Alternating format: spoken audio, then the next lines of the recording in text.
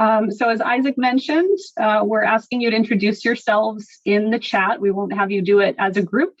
So if you'd like, put your name, your town. Feel free to tell us if you're an elected official or any other affiliations that are relevant. We have a very busy hour coming up, so I would like to let you know what is on the agenda. First, we will introduce our organizations and tell you a little bit about these campaigns, just a kind of high-level overview. Then that will be followed by a message from our special guest. After that, we will tell you specifically what we're doing through these campaigns and how you can get involved. Then we'll have sharing from a couple of New Hampshire people about the personal importance to them of these campaigns. Second to last will be a small group discussion in breakout rooms. There will be spoken and visual prompt instructions to join your breakout room. And then we'll close with upcoming events and actions. So really excited to have you all here with us tonight. And I'm going to kick it off to Marcella. Good evening, this is Marcella, and we're going to talk about RAD. RAD is a nonpartisan, grassroots member-led organization founded in Vermont and New Hampshire in 2015. We organize to connect, we work to connect and organize communities around the state to make sure our leaders in Concord and DC are hearing our voices and meeting our needs. Since our founding, we have worked to build a statewide, regional, and national people's movement to advance our values around social, climate, and economic justice. We are committed to building political power in New Hampshire that confronts structural oppression and reclaims our government, ensuring our policies are guided by the values and needs of our communities. We're doing this by training and developing leaders that are building their own base of power, creating local chapters, and acting with our membership to win on issues and electoral campaigns.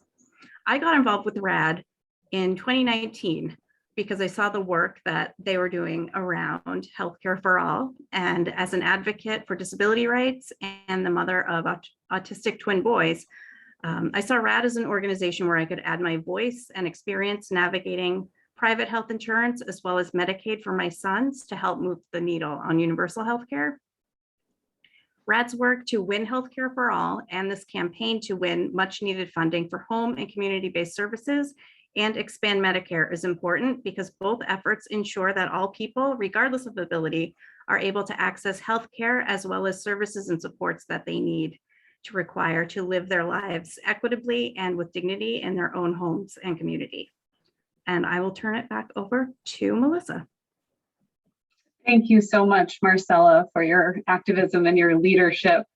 It's so nice to see so many folks on the call from healthcare justice work. I see some state reps there. My name is Melissa Bernardin.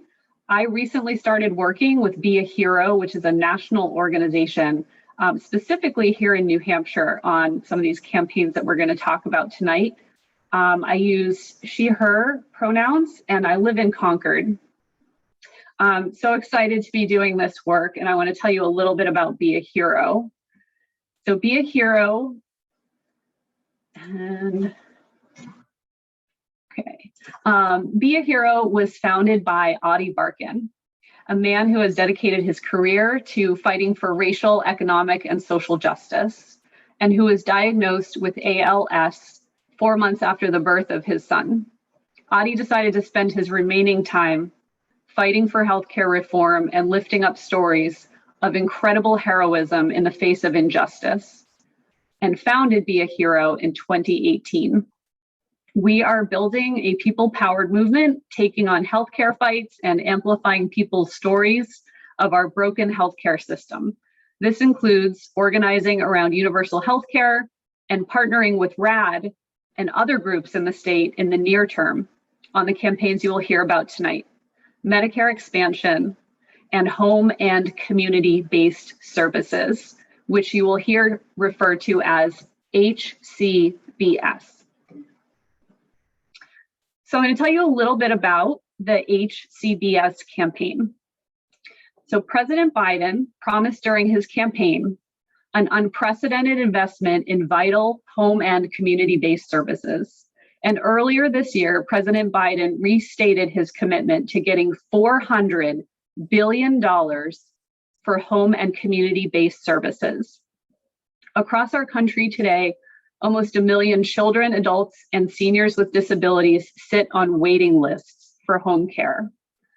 The Better Care, Better Jobs Act, which was introduced in June, can meet that promise, providing home and community-based services for aging adults and people with disabilities. Our organizations believe that people should be able to live in dignity at home, surrounded by their loved ones, and receive care in the community, as opposed to institutions. So we are organizing with people whose lives and quality of life depend on ensuring that the historic $400 billion is in investment in vital home and community-based care becomes law. And now I'm going to turn it over to Heather. Awesome. Thank you, Melissa. I'm going to talk a little bit about the Medicare expansion piece. We'll get a little bit more into the details around the strategy about like why right now is the time to be working on this. But right now, all of our Congress people and senators are home on recess, and we'll be back at it in Washington at the end of the month. And so this is a great time to be reaching out to them. And then when they get back, they'll know what we want them to advocate for, and then we will continue to advocate for these things. So right now, they are negotiating sort of 3 main points in the Medicare expansion piece. And if you follow Medicare at all, Medicare is 56 years old this year, and it hasn't been improved in 18 years. And that improvement wasn't much of an improvement because it really just supported the private healthcare industry. And so this is really an opportunity that we haven't seen for a very long time. So right now, our leaders are negotiating these proposals. One of the planks is that it would reduce the eligibility age to 60, possibly lower. It would expand benefits to cover your full body, dental, vision, and hearing, and negotiate with pharmaceutical companies to lower the cost of drugs. This is, it's amazing to me that we don't have this in place, but that's where we're at. Lowering the age from just 65 to 60 would allow coverage for 23 million more people, including some of those people that are either uninsured or underinsured currently. So the details of these provisions to expand Medicare are just currently being negotiated. So that's why it's so important that our leaders hear from us as soon as possible. That's all I've got. I think it's back to you, Melissa. Thank you, Heather. So a little bit later in this call tonight, we will talk about the specifics of our plans, what these campaigns will be about, and different activities we'll be engaged in, and how you can help. But right now, we are eager to share a special message from Be a Hero's founder, Ady Barkan. So Isaac, if you want to cue that up.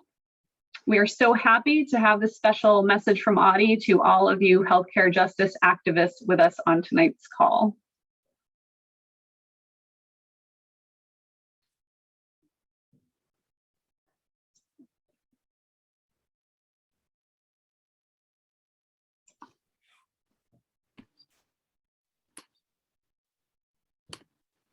Go.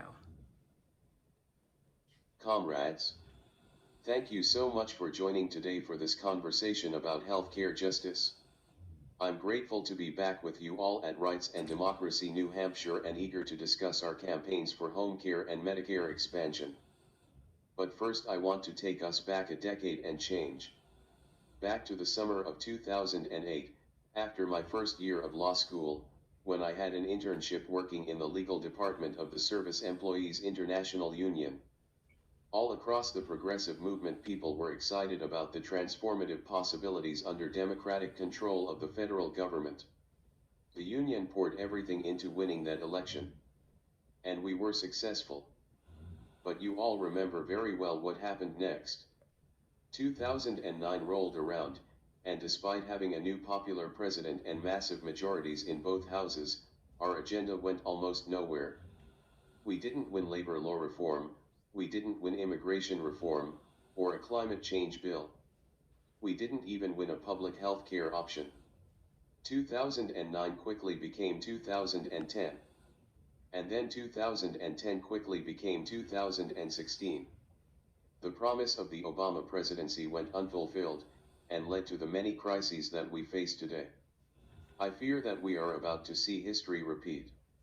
It is now August, and last week, a group of senators took out funding for home and community-based care from the infrastructure deal. This topic is personal for me because, as many of you know, I was diagnosed with a terrible neurological illness called ALS 4 years ago. I now rely on 24-hour home care to survive and live at home with my wife and our 2 young kids. Without my team of skilled caregivers, I would probably need to be in a nursing home. And, to be honest, I don't know if that would be a quality of life that I would be willing to tolerate. So, home care is literally keeping me alive. I'm only able to afford this care because I successfully forced my health insurance company to pay for most of it, and we have some very wealthy friends who pay for the rest.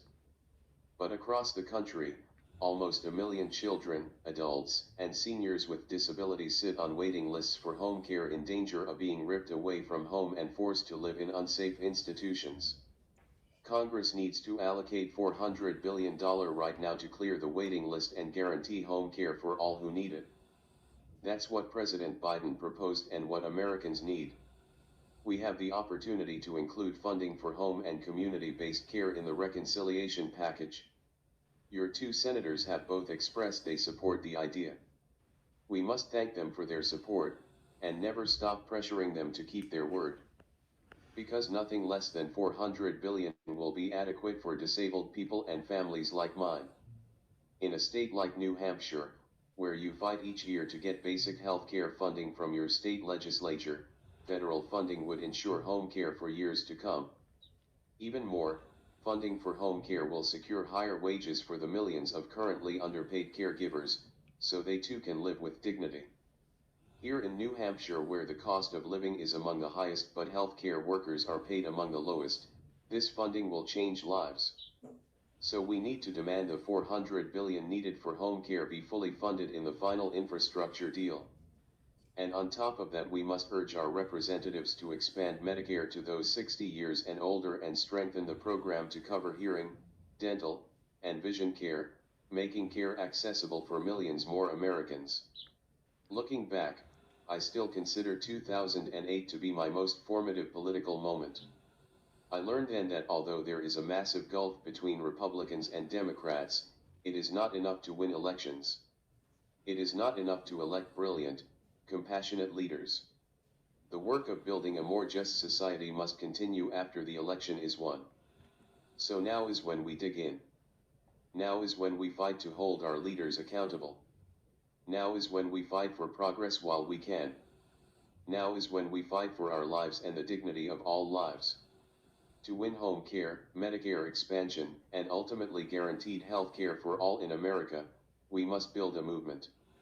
And we build a movement by sharing our stories, binding together, and bringing new people into the fold. Together our individual stories can create a chorus for change.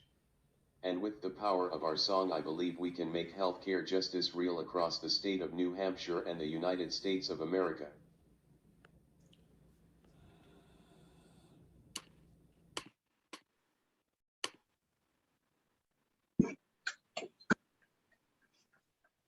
Thank you, Ady. So nice to hear from our friend Ady. He's been a big part of our work here at Rights and Democracy since our inception, and so admire the work he's done before us. I've just come into this organizing work really about 4 to 5 years ago through Rights and Democracy, and it's really just, I really admire the work that he's put before us. He's really put himself out there in a lot of different national campaigns, and seeing him in the state that he's in is really difficult. So I really admire him still going and still getting arrested and doing all the things. But anyway, so we're going to focus for a few minutes on our strategy. I think we have a slide or two for this section, Isaac, if I'm not mistaken. Yeah, and I think I was going to cover a couple items, and then Heather, we were going to share the next slide. Sure. That works. Doing this one then, or am I doing this one? We are both talking on this slide. Cool. Yeah, and thank you for those words of appreciation for Ady. I was so thankful when he said he wanted to deliver a special message to all of us folks here in New Hampshire. He still is just so involved and supporting great work all around the country. So was just so appreciative of that thoughtful greeting to all of us as we kick off this campaign together in New Hampshire. So Heather and I are going to jump into a little bit more specifics about the goals of the Medicare expansion and the HCBS campaigns, just talk a little bit about tactics and specific volunteer opportunities. So both of us will talk during this slide, and then we'll go ahead to the next slide after that. So we've talked about this a little bit already, but at Rights and Democracy and at Be a Hero, we believe that healthcare is a human right. We believe that expanding eligibility for Medicare gets us closer to universal healthcare. And we believe that everyone who needs home care, like the 24-hour home care that keeps Ady Barkan alive, should be able to get it. On home and community-based services, things are moving quickly on Capitol Hill.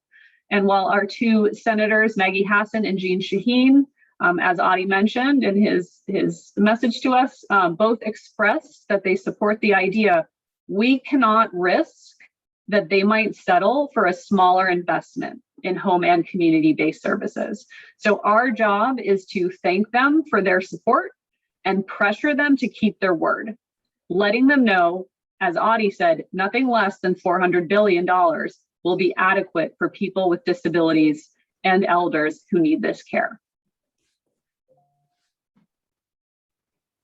Heather? Yeah, I think we might be on a different slide now. Am I missing? I feel like we're a little bit mixed up. If you just wanted to talk a little bit about where Senator Hassan is on the Medicare expansion piece, and then I'll talk about the calls to action on the next slide. Okay, great. That sounds good. Yeah, so I'm going to go to my other document then. Basically, Hassan, we had a meeting, some of our leaders had a meeting with Hassan, and her staff said that she does support Medicare negotiating for their own drug prices, which would lower the cost, but we haven't gotten her agreement on lowering the eligibility age or including dental, vision, and hearing. And so those two pieces are going to be really important for us to let her know in an encouraging way why we need all of those pieces and why they're so important. So that's why we're going to be telling our stories and doing all these things that we're going to talk about next. And that's just Hassan. I think that we're going to be finding out where the rest of our delegation sits on these pieces. I'm going to guess that the negotiation of drug pricing is going to be the most popular thing for them to grab onto, and it's going to be more work for those other two pieces. So that's really where our job is going to lie in the next few months. Shall I move forward to the next piece? Yes, next slide, please.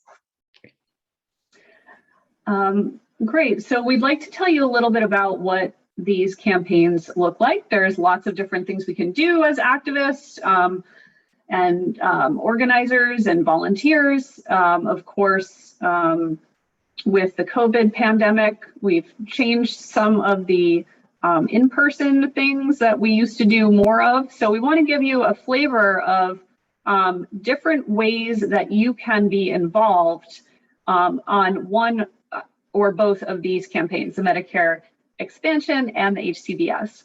So number one, share your story. You have seen, those of you who follow Ady and Be a Hero and other advocacy campaigns, a lot of times it's a compelling story that someone tells or something that you can relate to that makes you want to connect with that activism or care about that issue. The same psychology applies to our congressional delegation and then garnering that public support behind these policies. So the Be a Hero team can help record you sharing your story on video and promote those powerful stories to the media about why HCBS and Medicare expansion matters to you, and to help get some media coverage. So RAD will be reaching out and seeing if you want to share your story, and then Be a Hero will help with that video capture. And then there's also different ways you can share your story. It could be in a letter to the editor or other formats. So secondly, contact Congress. So directly reaching out to our congressional delegation, Senator Shaheen, Senator Hassan, Representative Pappas, Representative Custer, calling on them to invest in HCBS and expand Medicare. So that could be making a phone call to their office. It could be writing and sending them a letter, sending them an email, or attending a virtual meeting with your congressperson. So that'll be something that we'll let you know about if there's an opportunity for an actual virtual meeting. And then every campaign grows and is more successful when more people know about it and when folks who care about these issues get involved. So we'd love if you would help us promote these campaigns. If you are on social media, share links, share actions, share updates. There's a tremendous number of powerful, powerful videos that Be a Hero is putting out. And we would love if you would share those amongst your networks. And through the course of tonight, there are links being posted in the chat. A little bit later, we'll share a link with you to some of those video stories. And then we'll also have this material in a follow-up email to you. And now I'd like to turn it back to Heather.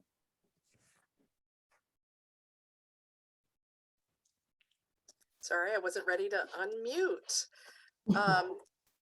Is it me next? Oh, it is me next. I get to introduce our next speaker, actually.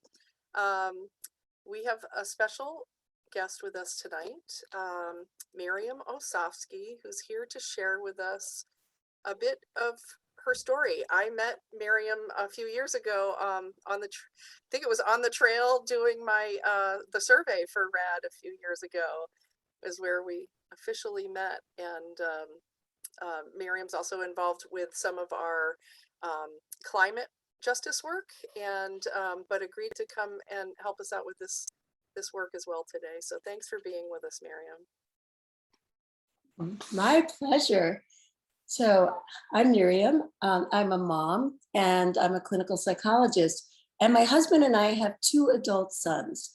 And Sam, our oldest, who's now 24 years old, has severe developmental disabilities, including autism and really extreme insomnia. And since he's turned 21, Sam's been living in an apartment in Manchester with 2 loving caretakers who are both Nepalese immigrants. And Sam's care occurs under the auspices of a really wonderful program called Siddharth. And I'm here to tell you what our lives would be like if Sam hadn't received the funding to be at Siddharth. We would have had 2 horrible choices no parent should ever have to make. Our first choice would have been to place Sam into an inadequately funded program where there isn't the time for staff to be loving and where his emotional and physical needs were not met. His physical health would suffer, he would be traumatized. This is the legacy of the Laconia School, which perpetrated massive abuse of disabled adults in New Hampshire in the name of cost savings.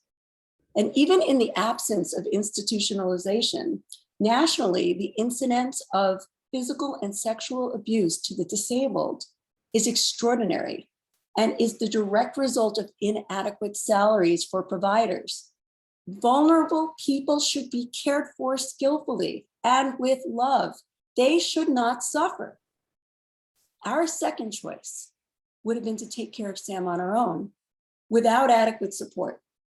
But this is impossible because a test of Sam's needs determined that he requires care from 2 adults working 24 hours a day, 7 days a week, and a third adult giving those 2 other caretakers respite just to keep Sam safe.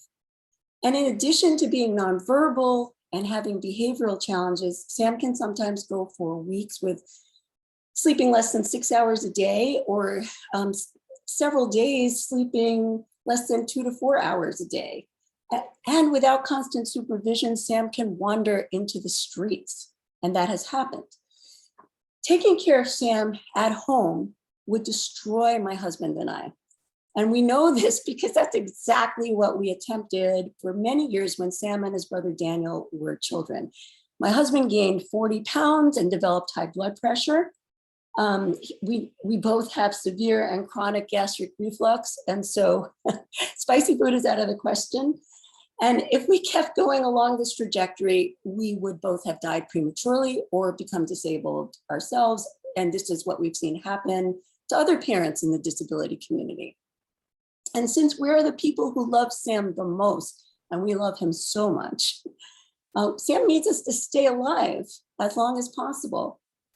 But here's what happened because of Siddharth and because Sam's program was adequately funded. Sam lives with loving, hardworking immigrants at a job where the majority of workers are indeed immigrants and people of color. His caretakers feed, clothe, and bathe Sam, and they keep him emotionally and physically healthy. My husband and I have time to sleep at night, and we are on the mend. This is the kind of outcome that all disabled people and their families need. Disabled people are first and foremost people who deserve to live happy, healthy lives with dignity. Thanks for listening. Thank you so much, Mary.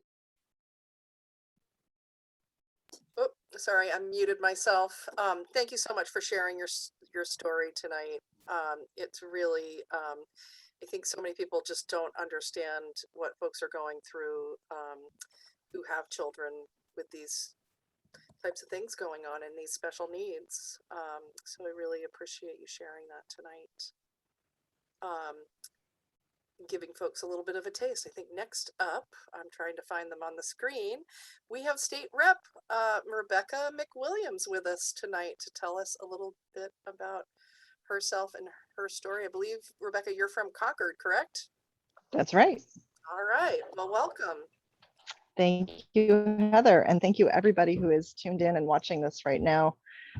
Gosh, I feel like I'm surrounded by people with similar stories on many levels. My name is Rebecca McWilliams. I'm a second-term state rep, and I'm joined by my daughter, Victoria. She's 10 months. So let's see, just a little bit of background about my family. I come from a family of 4 children, and I'm number 2 of 4. My older brother was diagnosed with Asperger's when we were teenagers, and that's kind of been a touchstone for me as I've been growing as an adult, to share in his journey and story while he figures out what he can and can't do. He still lives at home with my parents. But really the thing that I'd like to talk about is, family stories, because really that's how we connect and that's how we can understand one another, and also how we can impact change on the political scene. So, all right, Tori, you can eat those. So my grandmother was diagnosed with Alzheimer's. She had been living in a care facility in Pennsylvania. And my mother, who's her oldest daughter, said, all right, I think it's probably time for her to come stay with my mom and dad in Webster, New Hampshire. So she did. She moved in with my parents and my older brother. So the 4 of them living together in a small house. And it became pretty clear pretty quickly that my grandmother definitely needed more care than my mom could really give her. But the economy in New Hampshire and also the way that we pay care workers made it really difficult, number one, to be able to find the care that she needed to infill when she wasn't able to be there 24/7 with my grandmother. And also, in addition, the cost really quickly adds up. So we're kind of talking about dignity for people who need care at home and the ability to get that kind of support without going through all the money they have, at whatever age an elder is at when they start needing this type of significant care. So, watching that play out was really eye-opening for me and very concerning that that's the state of affairs in New Hampshire. And I see that as a call to action for anyone who has an elder who they love and is seeing them needing home care that they may not be able to afford. Or that they just can't simply get, even if they could afford it, because we don't have it in the market. So that's very concerning. The other story I'm just going to mention very briefly is that I went through a personal experience having an ectopic pregnancy the year before Tori was born. So this was 2 years ago. And I needed significant care. I had to go to the emergency room. I was bleeding out. It ruptured. It was very bad. And I had an exorbitant hospital bill. There was absolutely no way that I could pay that in the 2 years that you're allowed to spread out medical bills. So I was considering filing for medical bankruptcy because that was the next step. I'm self-employed. I've had an Obamacare plan for years, since it came out, but this is not something that was ever going to be covered to the extent that it could have been if we had Medicare for all. So fortunately, I guess, I was able to apply for a scholarship to cover the cost and then appeal that, right? So there's a whole level of paperwork and extra work that you have to do in order to beg someone to pay for it. And I was lucky enough to have that huge hospital bill paid off by Concord Hospital's scholarship program. But you shouldn't have to do that. And you shouldn't have to consider filing for medical bankruptcy to get rid of something that, honestly, I had no control over. It was a freak kind of thing. And I'm lucky to still be alive. But gosh, why should we have to worry about those sorts of things in a first world developed country? So for all of the above reasons, I'm a huge advocate for changing the system. And I think that Medicare for all is the right next step. Obviously, there are many ways to get there, but as a politician, I'm fighting for you. Thank you so much, Representative Becca, for your story. I hear so many intersecting challenges there with life in modern day America and in our healthcare system. You're raising young children, and you've got siblings, and you've got parents, grandparents. Lots there to think about in terms of the opportunities for reforms that would make such a difference to so many people. We really appreciate you. Thank you. You seem to be an incredible multitasker there. Wow. So these stories that we've heard tonight are just so real and so powerful. I think that in just witnessing people sharing these powerful personal experiences, we can imagine, we can hope that we can compel our elected officials to do the right thing. And of course, we all know that those elected officials make that political calculation of, and will the voters be behind me, right? So that's why we talk to Congress, but we also get that message out into the general public, because we want them to know that when our senators and US reps vote in a certain way, they are doing it in the best interest of the people of New Hampshire and making decisions that change lives. So thank you so much, Miriam and Rebecca. We thought it was important to have some time for each of you to share a little bit tonight. So I am going to turn it over to Isaac to tell you about what we're doing next and the mechanics of how we're going to get ourselves into small groups. Thank you, Melissa. And thank you, Marcella. Thank you, Miriam. Thank you, Rebecca, for taking time out of y'all's very busy evenings, since I'm sure they all are, to share your stories with us. Really powerful and really inspiring. And well, this might be a bad idea, but I want us to just do this anyways. I want everyone just for 2 seconds to come off mute and just like put your hands together and show some love for everyone who shared their stories tonight. Can we all do that for a second here? Just like, yes. Yeah, thank you. All right. Now you please go back on mute. There is, I'm sure that some of y'all have had the same experience of being able to actually be together in person again. And so I just wanted to like have a little moment of that, a little bit where we can hear each other, right? It's human connection is so critical. And what we're fighting for here is the ability for us to have like healthy human connections and the support that we need. And I'm just so inspired by our leaders who are part of this and so excited to be working with Be a Hero and Ady's organization on this. I mean, it's just what an absolute hero, right? So we're going to take a little bit of time to talk together in smaller groups.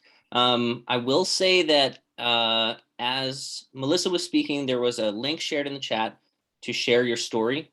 I think a lot of us have stories that connect to the need for us to expand Medicare, the need for us to have way deeper funding for home and community-based services. So hold on to that link, share your story, please. And we're gonna have a little bit of space in breakouts for shared discussion so we can just kind of debrief this a little bit together. I think there's probably been some new information that we've learned. There's probably things that resonated with us of like, this relates to my life. And so we wanted to have a little bit of opportunity for us to have small group discussion. So we're gonna do 10 minutes of that. We have a few prompts to get folks thinking, and those are gonna go into the chat right now. So everyone can just introduce themselves briefly, right? So that we have time to talk, just sharing your names and pronouns and town. And then like, what's the most important thing for you that you want out of us winning this funding and winning Medicare expansion? And then like, what are the ways that you wanna get involved, right? So those are a few prompts. And also if there's just other feelings that are coming up that you want to like unpack with each other, please feel free to just do so. Okay, this is about us connecting and building together. So I'm gonna open these rooms up. We're gonna come back together at 7:25. We are then going to have a little bit of chance to debrief how that went. And then we'll have our final calls to action, and then we will set ourselves off for the rest of our evenings. But we are all gonna stay connected on this because we got a lot to fight for together, all right? So I'm gonna open up these rooms and we got 10 minutes. Don't be shy. Enjoy yourselves. We'll be back at 7:25.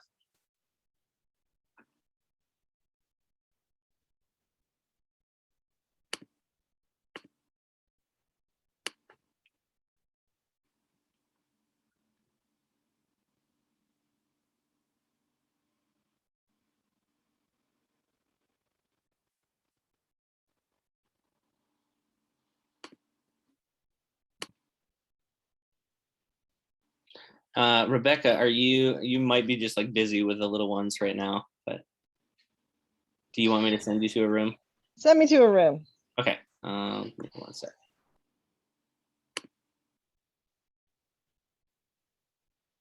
You might have to click something to like accept and go, oh, perfect, all right.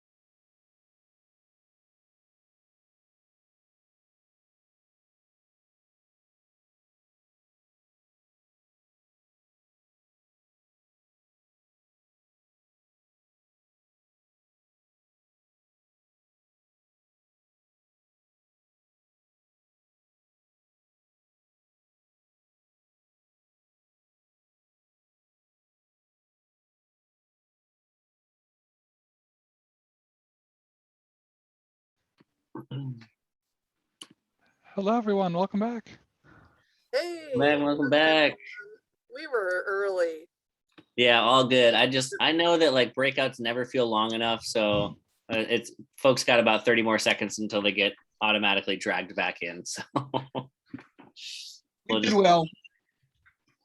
Chuck, it's good to see you. Thank you for helping get the word out about tonight. I wish more state reps were here, but I think that, just the work that you're doing, we do get the word out. It was great seeing Rebecca tonight, being able to share her story. We are trying hard because as everybody knows, this legislature that we have right now, we're not going to get anything done. They have no desire to do anything. In fact, if they could, they would probably repeal everything that's on the books for healthcare and assistance, in-home assistance for the citizens of New Hampshire. They have no interest in that. It's it's like such a crazy dichotomy, right? It's like such a absolute struggle on the state level, and then there's like these incredible opportunities for us to win massive change on the federal level. So thank the Lord that we have like those opportunities, right? It's still, I mean, because of the margins that we have in Washington, I'm not holding out a lot of hope. Yeah, particularly in the Senate. Chuck, I think there's been like 3 events where you've been like a Debbie Downer on it. So I'm just gonna like put a pause on that for this moment. Sorry about it, but like we should talk more. I've been doing this for 50 years. That's the thing, Isaac. And I've just been, it's when you get slapped down. What I love though is like you got your like kind of, we'll call it cautiously pessimistic view on things, but you're still throwing down, right? And you're still active and you're still doing everything you can in the fight. And that's what I love. That's beautiful. We got our insulin bill passed. We got our EpiPen bill passed. We got comprehensive prescription drug regulations last session. Now, if the governor would just enact them all, amen. They're on the books. Beautiful. Yep. There's like he lost his red pen, so yeah. Chuck, let's follow up because I have a state rep healthcare for all or Medicare for all petition. I'd love you to get on if you're willing. Oh, certainly. Certainly. I spoke highly about that. Something we need to do in my group. I'd like to talk to you more about that as well. All right. Sounds good. Awesome. Isaac, I think you're going to do the debrief. Yeah. Yes. I hope folks had good conversations in your breakout groups. I hope you got a chance to unpack some of how you were feeling, got a chance to build some relationships and share a bit. I feel like it's never quite enough time in those spaces, but I hope folks did make some good connections. Like feel free to message each other if there's follow-up conversations you want to have, or follow up with us if there's someone you want to get in touch with. If there's 2 or 3 people who'd want to just share something that came out in your group discussion, or share something about how you're feeling right now from the stories that you've heard, from what you've learned tonight, how you're feeling, would love to just have a few people kind of share how you're feeling right now and where you're at. Is there anyone who'd like to step up? I feel like I heard a voice there for a sec. Well, I'll just share a little bit. One of the things that I had said in our group is that one of the best things that happened to me is when I got let go from my job when COVID hit. They told us at 10 o'clock that morning they were going to be shutting the office down, and our insurance would be ending at midnight. So I was uninsured at midnight of that night. The next thing I did was as soon as I could, but it took me about 20 days. In fact, it took me a little over a month because I had to wait a month, is I got on Medicare. It's the best thing that happened to my entire life. Thank you, Chuck. That's wow. Thank you. Well, thank you. Thank God you were old enough, Chuck, to get on Medicare.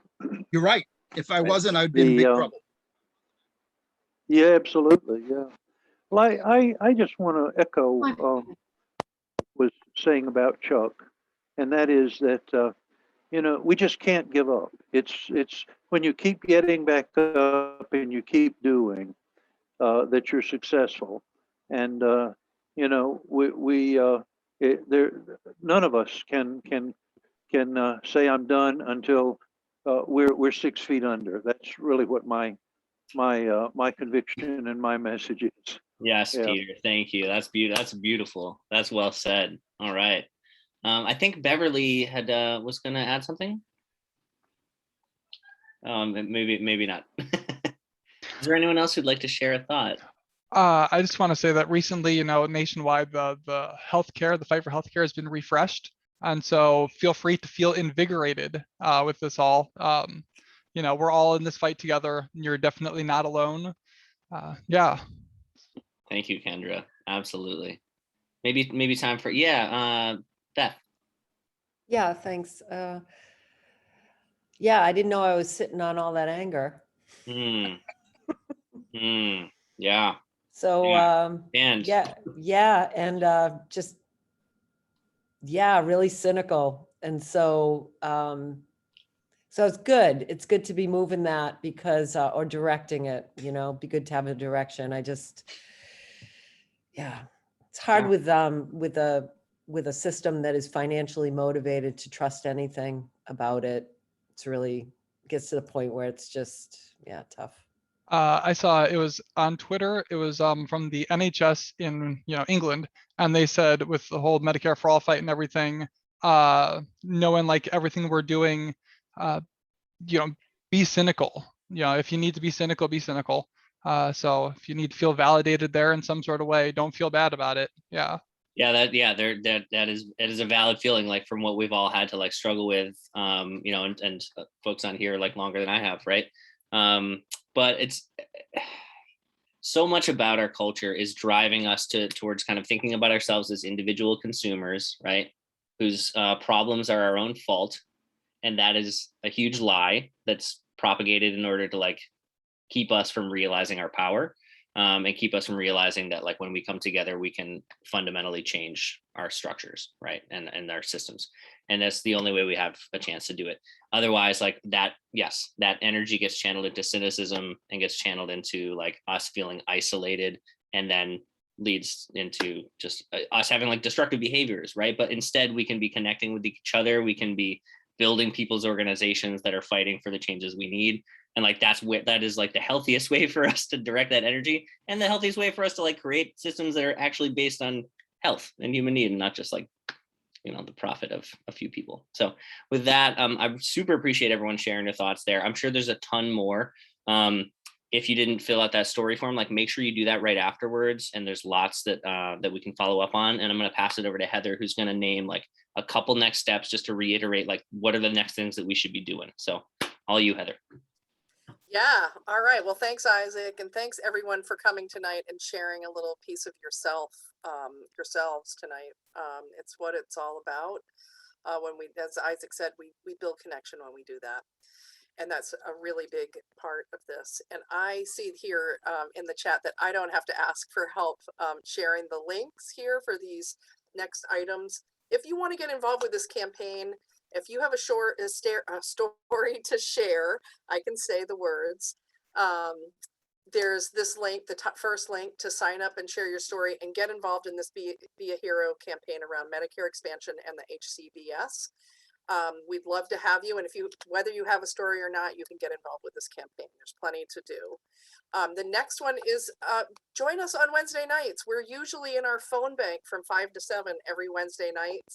And it's really a blast. We get together in a Zoom call and make sure everybody understands what they need to do, right? And which issue they want to call about. We might have an event coming up or a certain thing that needs to really be addressed right away. Or you might be like, yeah, I'm all about climate, or I'm all about healthcare, and we'll set you up to phone bank.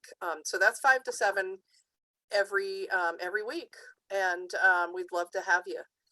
And then the other thing is we're the healthcare team. We have a core team of healthcare leaders in the state from all over the state. And we decided that we were going to open up one of our meetings. We have bi-weekly meetings. And so monthly, we're opening that up in a more public way and holding healthcare listening sessions. So similar tonight, where we'll have a little more time to really dive into those stories and be with each other and work on how to tell those stories most effectively, so that when we go sit down with Maggie Hassan's staff or Jean Shaheen's staff, that they will be moved by these stories. They will actually start changing their mind because of these stories. At least that's what I've found. So please join us. There's lots of links. There's Be a Hero Action Fund there's a survey you can take here too. So please join us in something. We'd really love to see you. And I'm also happy to follow up with anybody here if you have questions about this, either of these campaigns. I know that Melissa and I both are the organizers on the ground doing this work, and we'd love to hear from anybody here tonight. And we can drop our contact, our emails in the chat for y'all, specifically about the New Hampshire campaign, I guess, right? Thanks, Melissa. Awesome. And thank you. Thanks, Isaac. Yeah. Great. Well, thanks so much for being here tonight, y'all. I feel like, yeah, it's hard to say goodbye. This has been really nice.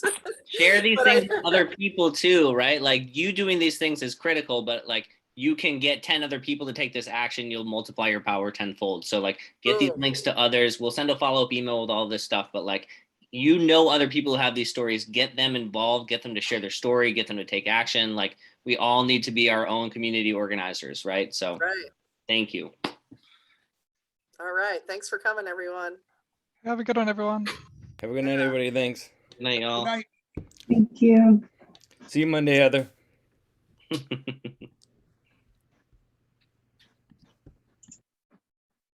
Glad you made it, Mike. Heather, are you wanting us to stay on afterwards? Nope, you don't have to. All right, great. You're Bye, good. everyone. Thank you. You're good. Thanks, Good to see you, Jonah. Jonah. I just wanted to tell you three that when I got into my breakout, Are we still recording? Oh yeah, let me thank you. I did a training last night where hang on, let me actually stop the recording before I even say this.